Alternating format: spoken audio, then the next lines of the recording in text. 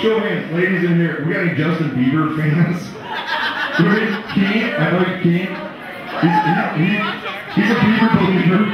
So if anyone ever wonders like what Justin Bieber's gonna look like after he hits puberty, look no farther than our next comedian, Tubby Bieber himself, Marshall Maier.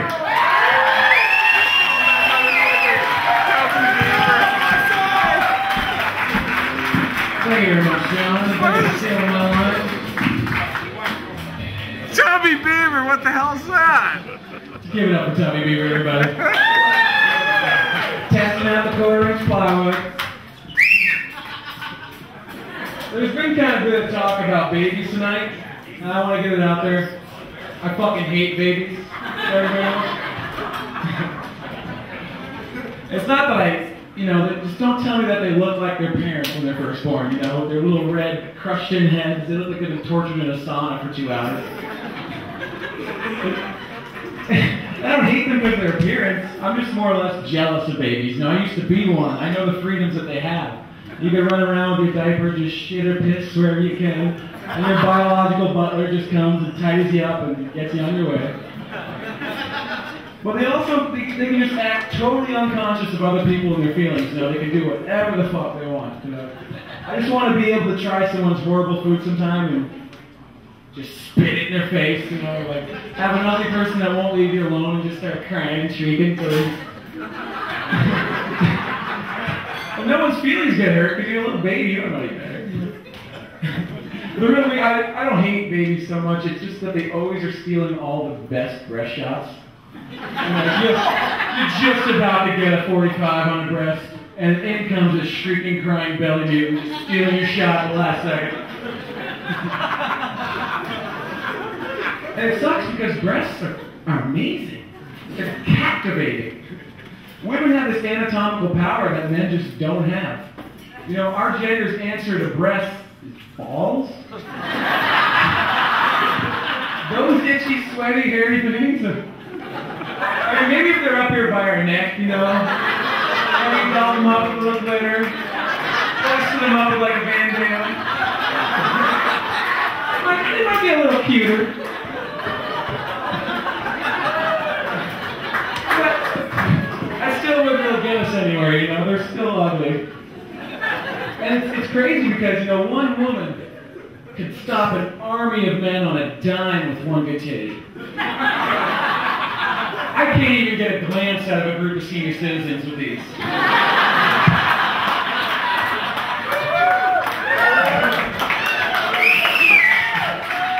I mean, even if I had the perfect pubic cut, done by the Paul Mitchell of nut cuts, I still don't think they'd be very impressive. You know, balls are weird, I understand, they're weird, we feel the same way. Humidity is a nutsack's worst enemy.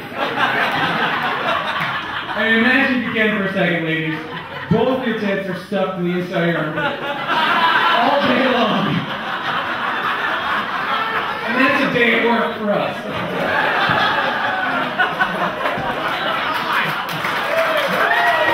Yeah! Well, you know, they get itchy too. I don't have to tell you that. Everybody's seen a guy scratch his balls. Well, we all have that friend who scratches his balls a little too much. You know? He's always in the comfort zone. He's the one guy no one wants to high five. Yeah! Yeah! Oh, I saw that. I mean, this guy plays more handball than a Mexican prison yard. And you know, a little Al Bundy's okay, you know. You can go over the underwear, just under his belt, that's all good. When you cross that underwear barrier, though, I'll call somebody out. I'm sorry. Unsanitary shit I just don't like.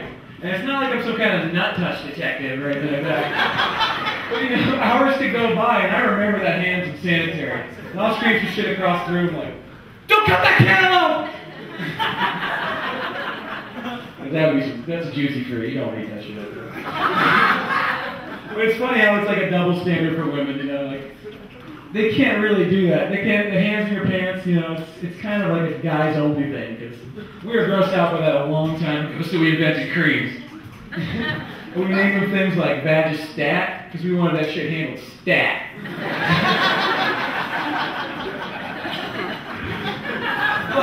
like a lot of things in life, though, they're not the same for men and women, you know. Have you ever seen how women go to the bathroom? It's like a bunch of scared little kids that just saw Saw 4. I mean, they need their mom to hold their hand, their best friend to hug them. I mean, I'm convinced that something horrible happened in the bathroom during the evolution of women that helped develop the buddy system. I mean, why else are 2, 3, 4 of you doing in there? I mean, you do have to sit down to do everything. You know that, right? Like, I've seen it in movies, but I don't think it's a real move where you turn your back like guys, you know.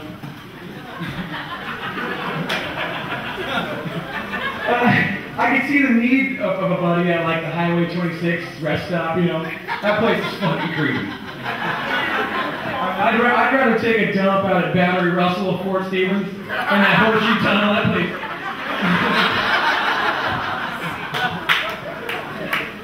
I've been wondering though lately, like, what are the qualifications for a female bathroom buddy? Because I've been working at the bar and I see 2 girls meet and then 2 minutes later go in the bathroom together. I mean, could you guys imagine if a couple of guys did that? They're either in there rubbing feet or dealing or selling drugs. Either way, somebody's probably getting arrested. You like your green room? And we changed the name to the White Room tonight. Well, let me take a break here. I gotta go back. Come on back! Come on back!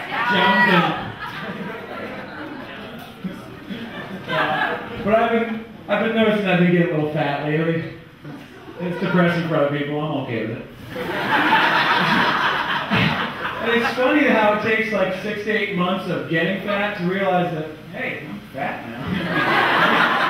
I just looked down and saw this quado coming out of my stomach. You know, that leader of the resistance from Total Recall.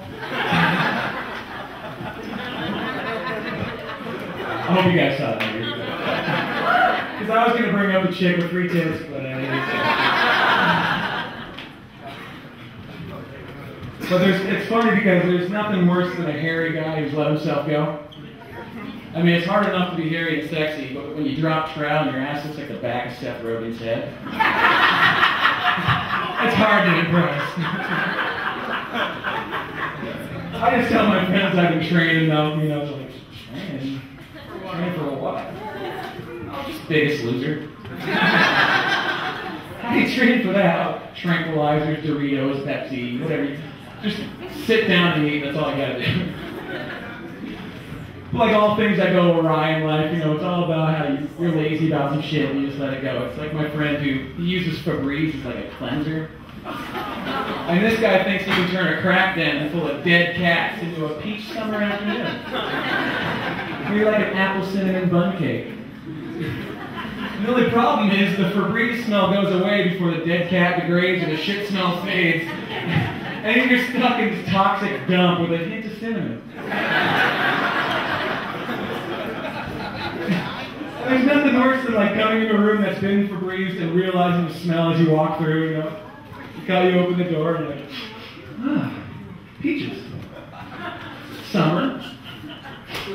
Is that a Bartlett pear I smell there? Cat urine and dog shit? What the fuck? I don't freak out, but that's usually our house. But I've been noticing lately that Axe body spray is the Febreze of men's hygiene. I mean, why else would you use it when the commercial tells you that like the dirtiest guys can just spray their product on and get the finest chicks? I want to see the Axe commercial where a one-legged midget with a colostomy bag sprays it on his stump and a bunch of extremely fine angels come down and just start rubbing up against it. Then I might buy the product. Yeah! So I've been trying to be a responsible dog owner lately. You know, follow my dog with a plastic bag, you know.